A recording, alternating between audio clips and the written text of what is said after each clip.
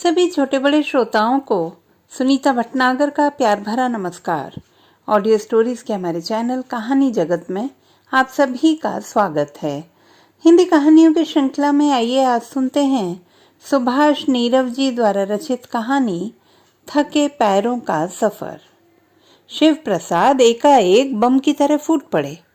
क्रोध से उनका दुबला पतला शरीर कांपने लगा। सामने नीचे फर्श पर दीवार से पीठ टिकाए उनकी बेटी सुषमा, जिसे वह प्यार से बिट्टी कहकर बुलाते थे, बैठी थी और उसके आगे किताब कॉपियां बिखरे पड़े थे। पापा का तमतमाया चेहरा और गुस्सा देखकर वह कांप गई। दफ्तर से लौटे अभी उन्हें कुछ ही देर हुई थी। एकाएक उन्हें क्या हो गया बिट्टी समझ ही नहीं पाई, पर अधिक देर भी ना लगी उसे पापा के गुस्से का कारण जानने में।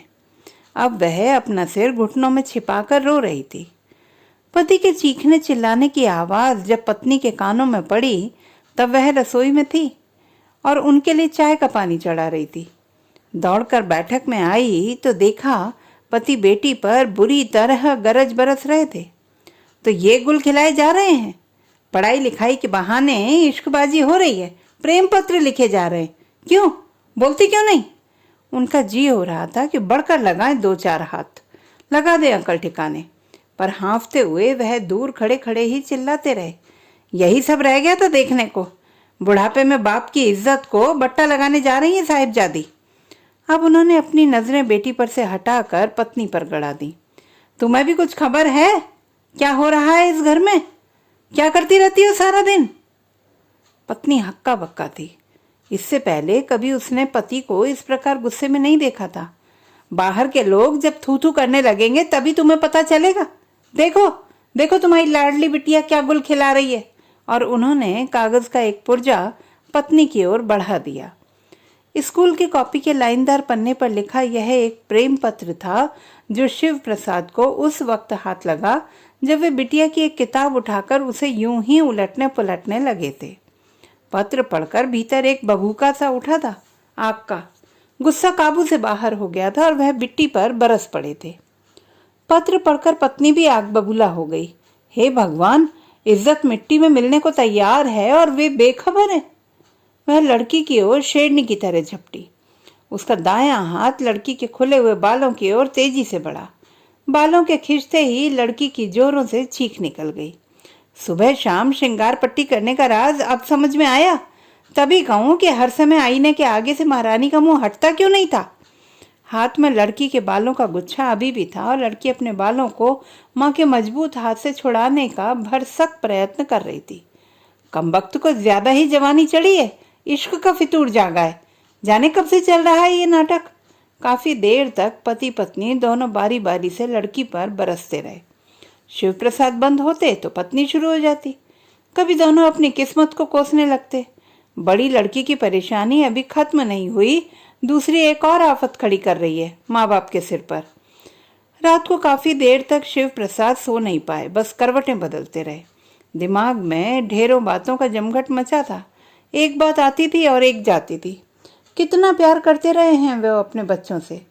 बिट्टी से तो कुछ अधिक ही लगाव रहा है उनका, पर उनके अधिक लाड़ प्यार का ही नतीजा है ये। पास ही की चारपाई पर पत्नी भी रह रहकर करवटें बदल रही थी। शायद उसे भी नींद नहीं आ रही थी। शिव प्रसाद पत्नी की ओर करवट बदल कर धीरे से बोले, जाग रही हो क्या? पत्नी ने हुंकारा भरा। कौन है ये लड़का? शिव प्रसाद बेकल से थे जानने को। अरे वही 2 नंबर गली की लक्ष्मी का बेटा जिसका पति पिछले साल एक्सीडेंट में मरा था। पत्नी का उत्तर सुनते ही शिव प्रसाद लेटे लेटे जैसे एकदम से उछल पड़े। ठाकुर की लड़की का नीच जात के लड़के से प्रेम? हे भगवान, यही सब दिखाना था। फिर काफी देर तक न पत्नी बोली न वे। एक सन्नाटा सा तना रहा दोनों के बीच। सन्नाटे की इस दीवार को तोड़ा पत्नी ने बहुत देर बाद। मैं तो कहूँ जल्दी से जल्दी कोई लड़का वड़का ढूंढो इसके लिए, छुड़ाओ पढ़ाई लिखाई और करो इसका भी ब्याह। कुछ ना होने का इस बीए फीए से। लड़की हाथ से निकलती दिखती है। शिव प्रसाद कुछ नहीं बोले, सिर्फ सुनते रहे। उन्हें लगा पत्नी ठीक कह रही है, लड़की का ब्याह कर देना ही उचित है। ज्यादा ढील बरती तो इज्जत मिट्टी में मिल जाएगी, कहीं मुंह दिखाने लायक भी नहीं रहेंगे। आजकल लड़कियां क्या कुछ न करा दें।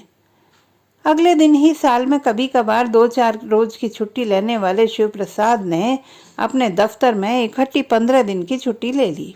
लड़की के लिए लड़का ढूंढना है तो घर से बाहर तो निकलना ही होगा। जात बिरादरी में लड़का तलाशना कोई आसान काम है आजकल। बड़ी लड़की के लिए कहाँ कहाँ मारे मारे नहीं भटके थे। कभी उत्तर तो कभी दक्षिण, कभी पूरब तो कभी पश्चिम। जहाँ कहीं से कोई खबर मिलती दौड़कर पहुंच जाते थे वहां। किन किन रिश्तेदारों संबंधियों के पास नहीं गए थे वह। अब फिर वैसी ही दौड़ धूप करनी ही होगी ना। और पूरे 15 दिन तक उन्होंने खूब दौड़ धूप की। यहाँ गए, वहां गए, इधर गए, उधर गए, सब तरफ दौड़े भागे, जहां जहां जा सकते थे गए।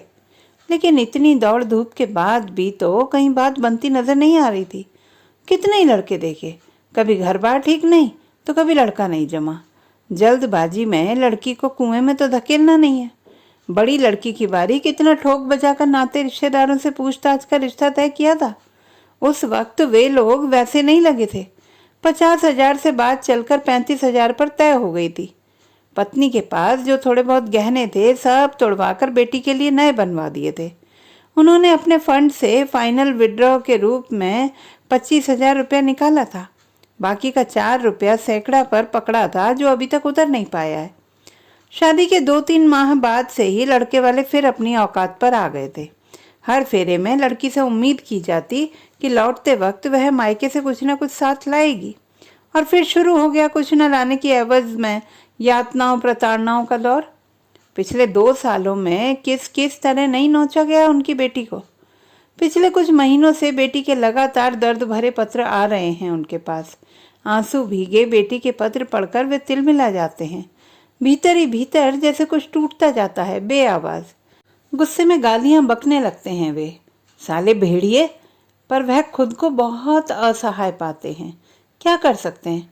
कई बार जाकर खुद बात की, हाथ पैर जोड़े, पर वे तो चिकने घड़े हैं, असर ही नहीं होता। उल्टा उनकी बेटी को और यातनाएं देनी प्रारंभ कर देते हैं। कमीने भुक्कड़, ये चाहिए वो चाहिए, रुपयों का पेड़ लगा है हमारे घर में जैसे। जब चाह चादर भर ली। हो जाती एकाध उनके भी बेटी तो पता चलता पराई लड़की को नोचने का। कभी कभी तो बहुत घबरा उठते हैं वे। कुछ पता नहीं कल क्या हो जाए। अखबार पढ़ते हैं तो दहेज के लालच में बहू को जिंदा जला दिए जाने की खबर उन्हें बुरी तरह कपा जाती है। कहीं उनकी बेटी भी। शादी ब्याह के नाम पर खुलेआम व्यापार हो रहा है। लड़कों के मनचाहे दाम लग रहे हैं। 50,000, 60,000, 70,000। सुनते ही शिव प्रसाद को पसीने छूटने लगते हैं। कहाँ से करेंगे वह इंतजाम इतने रुपयों का। रिटायर होने में 5-6 वर्ष हैं। कुछ सालों में तीसरी लड़की भी विवाह योग्य हो जाएगी। कौन देगा इतना कर्ज। हे ईश्वर, गरीब को इस जमाने में लड़की ना दे। इस बीच बिट्टी माँ को चकमा देकर 2 बार अपने प्रेमी से मिल चुकी है। इस पर कमरा बंद करके उसकी हड्डियां सेकी हैं डंडे से। लेकिन लड़की अब ढीठ होती जा रही है। मार का उस पर जैसे कोई असर ही नहीं हो रहा। कॉलेज जाना बंद कर दिया गया है उसका। शिव प्रसाद के कहने पर पत्नी सारा दिन लड़की पर नजर रखती है। वह क्या कर रही है, कहाँ देख रही है, क्या पढ़ रही है। पत्नी यह सब बड़े चौकस होकर देखती है। लड़की को भी माँ को तंग करने में मजा आ रहा था। अब वह जानबूझकर कभी इस कमरे में जाती तो कभी उस कमरे में। बाथरूम में घुसती तो घंटा घंटा लगाकर बाहर निकलती। कभी घर से बाहर निकलकर खड़ी हो जाती और बेवजह ही मुस्कुराने लगती। माँ भीतर ही भीतर तिलमिलाती रहती। बेटी की हरकतों से परेशान होती रहती और कलपती रहती। शिव प्रसाद दफ्तर जाने से पहले पत्नी को हिदायत देकर जाते और लौटकर दिन भर के किस्से पत्नी के मुंह से सुनकर परेशान और दुखी होते। इन दिनों उनका रक्तचाप भी बढ़ने लगा है। कल रात सोए सोए उनकी आंख खुली तो उन्होंने देखा कि लड़की अपने बिस्तर पर नहीं है। वह उठे और पत्नी को जगाया। दोनों कमरे देखे, बाथरूम वगैरह देखा, लड़की कहीं नहीं थी। दोनों घबरा गए बुरी तरह। उन्हें अपनी इज्जत तार तार होती नजर आई। थोड़ी ही देर में लड़की पिछवाड़े से घर के अंदर घुसी और चुपचाप अपने बिस्तर पर जाकर लेट गई।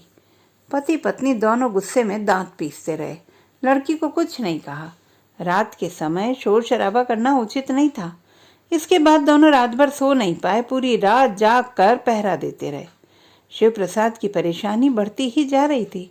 हर समय वह खोए खोए और परेशान से रहने लगे। दफ्तर में काम में मन न लगता, नतीजतन गलतियां होती और साहब से डांट फटकार सुनते। घर लौटकर बात बात पर पत्नी पर झुंझला पड़ते।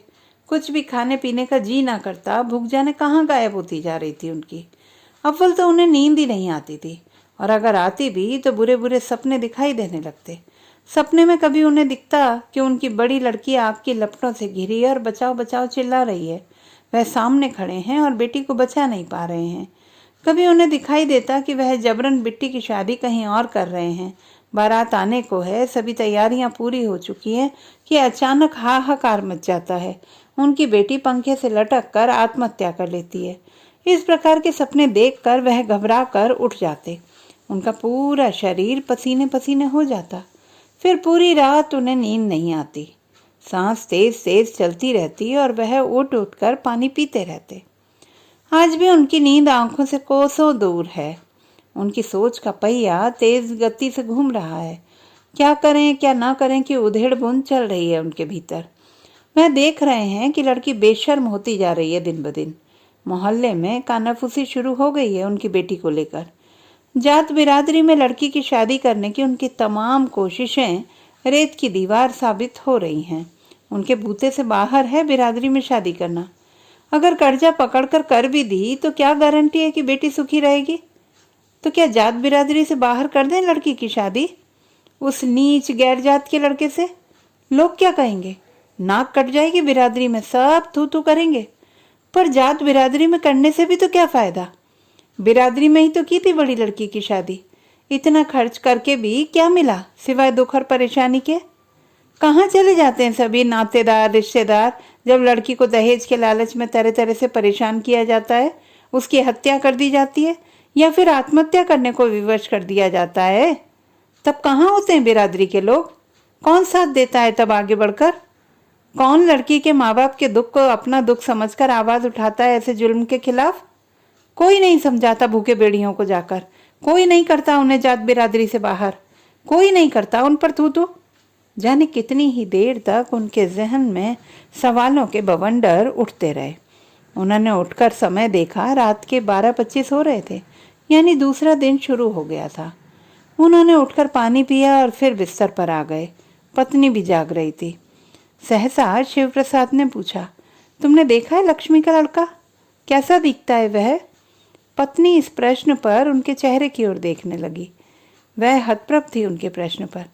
दिखने में अच्छा है, पर पत्नी ने धीमी आवाज में कहा, पर क्या? गैर जात?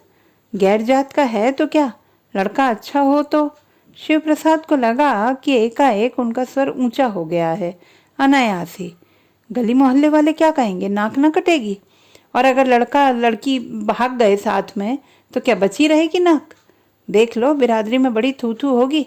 होने दो, बिरादरी वाले थू थू करते हैं तो करने दो। अब कौन सा साथ दे रहे हैं? दहेज ना जुटा पाऊंगा तो क्या बेटी कुंवारी बैठी रहेगी? जात बिरादरी में बड़ी लड़की की शादी करके देखा नहीं तुमने? शिव प्रसाद बोले जा रहे थे। पत्नी चुप रही, कुछ न बोली। पति कुछ गलत तो नहीं कह रहा।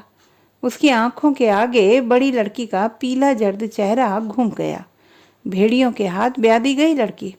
अब कोई नाते रिश्तेदार सामने नहीं आता। कोई नहीं समझाता उन्हें। जात बिरादरी के लोगों को सांप सूंघ गया है जैसे। हे भगवान, मेरी लड़की की रक्षा करना, वह मन ही मन प्रार्थना करने लगी। शिव प्रसाद पत्नी की चुप्पी को मौन स्वीकृति समझकर बोल उठे, तो ठीक, कल चलेंगे दोनों लक्ष्मी के घर। अब सो जा। और उन्होंने उठकर बत्ती बुझाई और बिस्तर पर लेटकर सोने का उपक्रम करने लगे। तो दोस्तों, ये थी हमारी आज की कहानी। आपको कैसी लगी कमेंट बॉक्स में लिखना ना भूलें।